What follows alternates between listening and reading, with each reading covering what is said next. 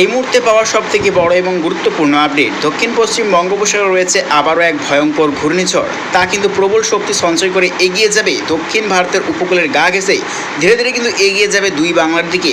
তারই প্রভাবে দুই বাংলাতে আবারও আসছে প্রবল দুর্যোগ, অর্থাৎ এটি তৈরি হবে দক্ষিণ পশ্চিম বঙ্গোপসাগরে এই মাসের শেষের দিকে, অর্থাৎ নভেম্বর মাসের 27শে নভেম্বর বা 28শে নভেম্বর দিকে কিন্তু তৈরি হবে ঘূর্ণিঝড় ফেঙ্গাল। তা কিন্তু প্রবল শক্তি সঞ্চয় করে কিন্তু প্রবল দুর্যোগের আশঙ্কা রয়েছে। তার মধ্যেই চরম সতর্ক বার্তা রয়েছে গোটা শ্রীলঙ্কা, ব্যাঙ্গালোর, তামিলনাড়ু, অন্ধ্রপ্রদেশ, উড়িষ্যা এবং দুই বাংলার ওপর কিন্তু প্রবল ক্ষয়ক্ষতির আশঙ্কা রয়েছে। এবং আগামীকাল কোন কোন জেলায় কীরকম তাপমাত্রা থাকতে চলেছে এবং আগামী 10 দিনের মধ্যে আবহাওয়াতে কীরকম পরিবর্তন আসতে চলেছে আমরা তার বিষয়ে সম্পূর্ণ নজর রাখবো। তো আগামীকাল শুক্রবার দেখে নেওয়ার চেষ্টা করবো কীরকম পরিবর্তন আসছে দুই বঙ্গে। তো আগামীকাল শুক্রবার দেখতেছি সকাল থেকেই কিন্তু রৌদ্রুল ঝলমলে আকাশ থাকবে এবং ভালো মতো কিন্তু শীতের কিন্তু একটা আমেজ দেখতে পাওয়া যাবে দুই বঙ্গে। দেখতে পাচ্ছি উত্তরে কিন্তু প্রবল শীতল হাওয়া কিন্তু ঢুকছে দুই বঙ্গে, তারইভাবে উত্তরবঙ্গের যে হাওয়া তারইভাবে কিন্তু দুই বাংলাতে ভালো মতো শীতের কিন্তু একটা জমজমাট আমেজ দেখতে পাওয়া যাবে এবং কুয়াশারও কিন্তু সম্ভাবনা রয়েছে দেশের বিভিন্ন অংশে।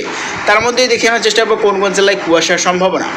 তারপরে যদি কুয়াশা মোড়ে যদি চলে যাই, তো আমরা কুয়াশা মোড়ে চলে এসেছি। আগামীকাল কোন কোন জেলায় কুয়াশার সম্ভাবনা রয়েছে আমরা দেখে নেওয়ার চেষ্টা করবো। তার মধ্যেই রয়েছে বাংলাদেশের উত্তর পূর্ব বিভাগ, অর্থাৎ সিলেট, মৌলভীবাজার, ময়মনসিংহের উত্তর বিভাগ এবং রয়েছে কুড়িগ্রাম এবং রয়েছে গোটা শিলিং, মেঘালয়, গোয়ালপাড়া, গেউহাটি। এদিকে রয়েছে শিলিগুড়ি, দার্জিলিং, আলিপুরদুয়ার, কোচবিহার, ধূপগুড়ি। এদিকে রয়েছে খাগড়াছড়ি, চট্টগ্রাম, মহেশখালী, টাকরা, কুতুবদিয়া, রাজধানী এবং কক্সবাজার বিভাগ নিয়ে কুয়াশার সম্ভাবনা। এদিকে রয়েছে জামশেদ, পুরুলিয়া বিভাগ নিয়েও কিন্তু কুয়াশার সম্ভাবনা রয়েছে। আসানসোল রয়েছে, মুর্শিদাবাদের কিছুটা অংশ এবং মালদার উত্তর বিভাগ সেখানে কিন্তু আগামীকাল কুয়াশার সম্ভাবনা রয়েছে। এবং আগামীকাল কোন কোন জেলায় কীরকম প্রভাব পড়তে চলেছে এবং কোন কোন জেলায় বৃষ্টির সম্ভাবনা রয়েছে আমরা দেখে নেওয়ার চেষ্টা করব।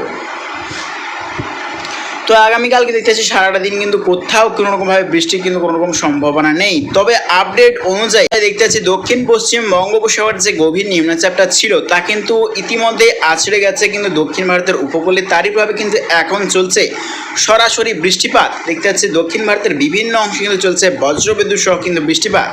তার মধ্যেই রয়েছে কেরল, কর্ণাটক, রয়েছে হায়দ্রাবাদ, অন্ধ্রপ্রদেশ, চেন্নাই, পুদুচেরি এবং দেখতে পাচ্ছি আমরা শ্রীলঙ্কা বিভাগ নিয়ে চলছে কিন্তু এখন বজ্রবিদ্যুৎ সহ কিন্তু সরাসরি বৃষ্টিপাত। এদিকে দুই বাংলা কিন্তু সম্পূর্ণভাবে কিন্তু বৃষ্টিমুক্ত দেখতেই পাচ্ছি আমরা। এবং কবে থেকে আসছে ঝড় বৃষ্টি আমরা দেখে নেওয়ার চেষ্টা করব।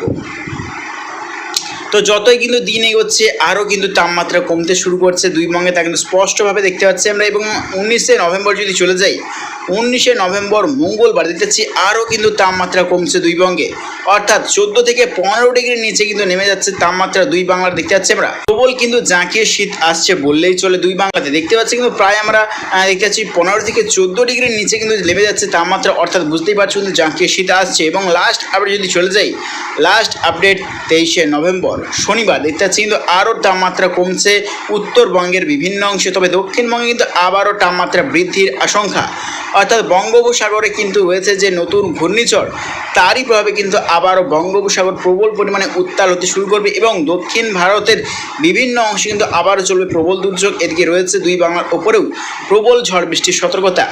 তো এটি পরিবর্তন আসবে, অর্থাৎ 27শে নভেম্বর থেকেই কিন্তু বদলে যাবে পুরোপুরি আবহাওয়া দুই বাংলার। দুই বাংলাতে কিন্তু চাষিদের জন্য কিন্তু প্রবল দুঃখজনক সংবাদ রয়েছে, কারণ ওই টাইম কিন্তু প্রচণ্ড পরিমাণে জমিতে পাকা ধান থাকবে। তো অনেকটাই ক্ষয়ক্ষতির আশঙ্কা করা যাচ্ছে দুই বাংলার ওপর। তো প্রিয় দর্শক বন্ধুরা, এইরকম প্রত্যেকদিন লেটেস্ট আপডেট পেতে অবশ্যই আমার চ্যানেলকে সাবস্ক্রাইব করে নিও। তো আজ এটুকুটাই।